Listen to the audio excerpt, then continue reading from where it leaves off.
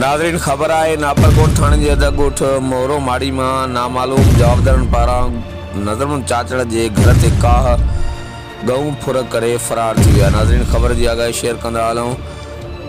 करमपुर भरसा नापरकोट थाने की हद में चोरिन जो आज़ार वधी वियो। नामालूम जवाबदारन पारा ॻोठाणे नज़रबंद चाचड़ के घर से काह करे हथियारन के ज़ोर से चोपायो माल फुर करे फरार थी विया।